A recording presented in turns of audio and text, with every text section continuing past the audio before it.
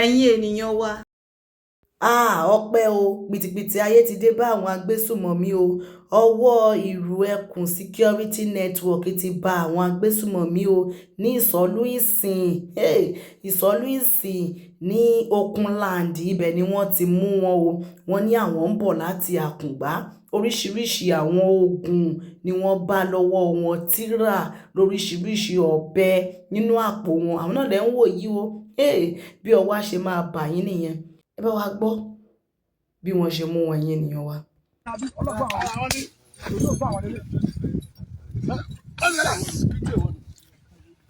Mo ti wo. Ọ̀nà ni ilé coverage.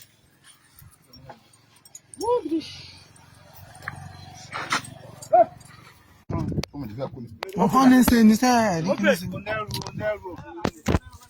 Eléyìí ló sọ mọ́ wa lọ́wọ́ nínú gbó. Ìgbà táwọn jáde, àwọn ìlànà ọkọ̀ mú lélẹ̀. Wọ́n náà ń bọ̀ láti Àkùngbá Àkókó. Àkùngbá náà ti ń bọ̀. Àkùngbá Àkókó ní Ondo State. Bàtà mú wọn, ohun tá a bá lọ́wọ́ wọn ní.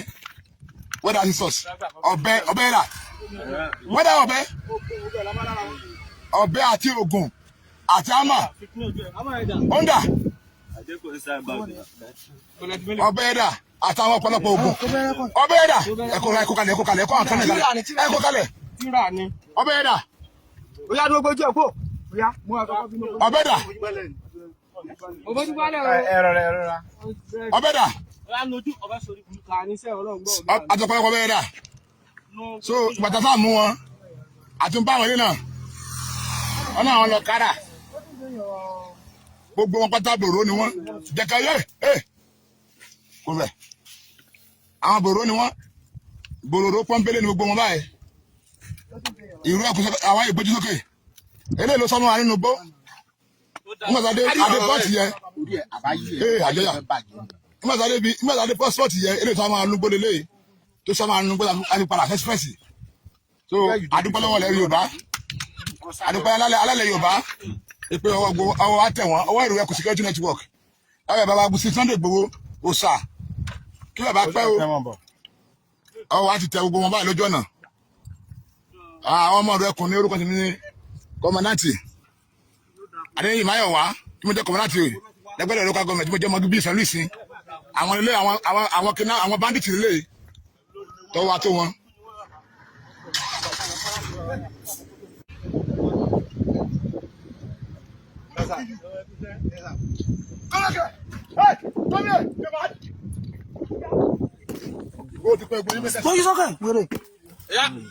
Open that.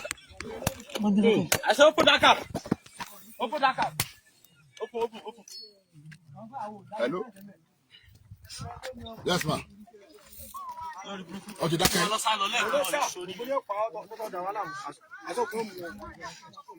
What's it wala? I don't know. Just for cabaret. What you want to say? Yeah, come on, sir.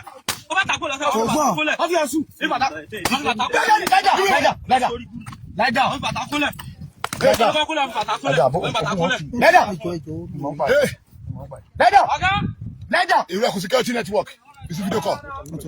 Ìrú ẹkùn security network jẹ́ kí wọ́n rí ojú mi rẹ̀. This is suspected kidnappers. Àwọn eléyìí náà ń bọ̀ láti Àkùngbá Àkókó. Àwọn eléyìí báyìí lákòókò mílíọ̀nù náà láti Àkùngbá Àkókó. Báyìí lẹ́nu wọn ọ̀pọ̀lọpọ̀ ogun ẹ̀dà ẹ̀ bá kó sọ́jú wọn. Carry your juju come out guys. Ogun ẹ̀dà. Ogun ẹ̀dà. Ogun ẹ̀dà. Ogun ẹ̀dà.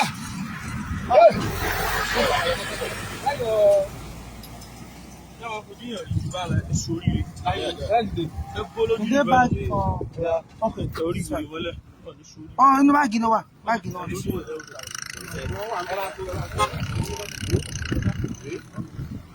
Ọmọdé àjọyà o.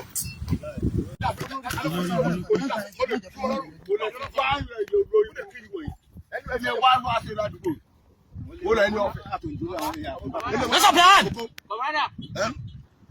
Tọ́sí àìsí.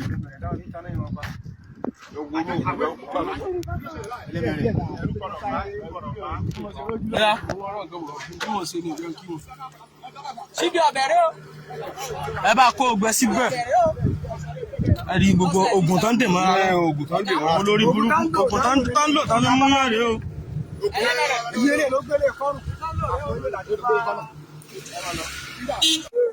Àwọn ilé ìlà mú ní tí alọ́nugbọ́n fún ọgbọ́n gẹ́nì kálápá lánàá so àwọn ilé ìlàmú ló gbó nígbà tí inú gbó àbá olórí burúkú eléyìí pẹ́jú yìí eléyìí ló ẹ̀kọ́ wa inú gbó ó dẹ̀ sáwọn alọ́wọ́ ṣùgbọ́n bàtà ọlọ́run ṣe àmọ́ olórí iwájú express máa ní sọlísìn náà gbókè nígbìn ní nẹ́lẹ́yìn nílùú bàbá wa gangan ti mú àwọn eléyìí láwọn ń bọ̀ láti àkùngbá àkókò ọ̀pọ̀lọpọ̀ oògùn rẹ̀ ẹ̀kọ́ àwọn síwájú àtọ̀bẹ́ ẹ̀kọ́ oògùn jáde àtọ̀pọ̀lọpọ̀ oògùn àtọ̀bẹ́ àti àmà lábẹ́láwọ̀ wọn so à ń bí àsìkò yí àwọn ọmọ ẹgbẹ́ bàbá ti gbọ́dọ̀ gbowó àfi ń bẹ bàbá lérè pé ọbẹ̀ dà ọbẹ̀ ẹ̀kọ́ ìdẹ̀bí ọbẹ̀ wọn dà ọbẹ̀ ẹ̀kọ́ bọ̀ sí wọn lọ́jọ́ jù náà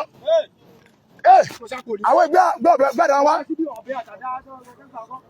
àwọn fi àsìkò yìí àwọn bàbá ti Sunday Igboho pé níbo ni ká kó wọn lọ nítorí kó wọn lọ pé káwọn kọ́ sẹ́jọ́ ni àbí bóò ni olùfàsìkò béèrè lọ́wọ́ wọn àwọn lélẹ́yìí àwọn bòròró banditi eléyìí ló yìnbọn sí wa nínú gbọ́lẹ̀ kan olóyìn báyìí so ìbáwọ́ kó wọn lọ kí à ń fi àsìkò yìí rọ bàbá sí Sunday Igboho kan sọ fún wa nínú ilé àwọn ọmọ ìlú Ẹkùn lábẹ́ àbá comrade jẹ́nà kọ́mọ láti wà ní Ọ̀ṣun state Olúọmọ Awórò tí mo jẹ́ lára àwọn kọ́mọ láti ẹ̀tún mo jẹ́ wọn bíbí ilẹ̀ ẹ̀sìn Kwara state iṣẹ́ ìní ọ̀gá mi ní kí wọ́n ṣe lé àwọn Olúọmọ Awórò pé kí n lọ fọ ilé mi mọ́ ṣùgbọ́n adúpẹ́ lọ́wọ́ Ọlọ́run lónìí báyìí pé Nàìjíríà jẹ́ sí eré.